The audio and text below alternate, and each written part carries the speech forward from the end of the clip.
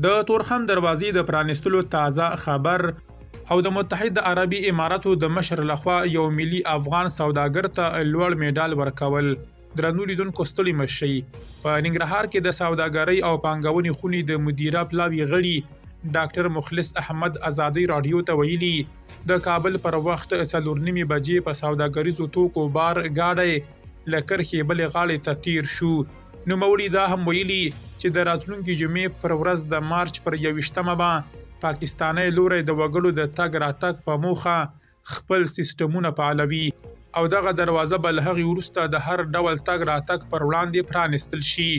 په همدې مهال کې په تورخم کې د اسلامي امارت کمیسر ملا عبدالجبار حکمت رسنیو ته په استولې استوزه کې ویلي چې د دروازې له خلاصون وړاندې د دواړو لورو مسؤلانو خبرې وکړي او د دروازې پر خلاصون هوکړې ته ورسېدل.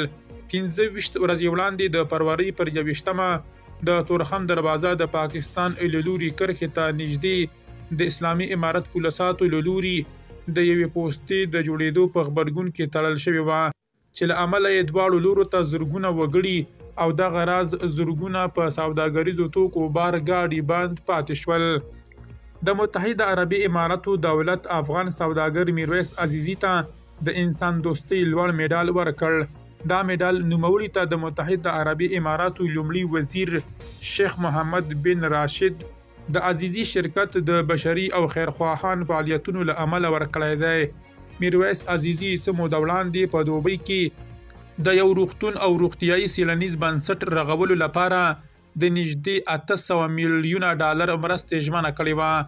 د افغانستان پخواني ولسمشر حامد کرزي د شیخ محمد بن راشد ال مکتوم څخه مننه کړې او میرویس عزیزي ته یې د دې میډال مبارکي ویلې ده.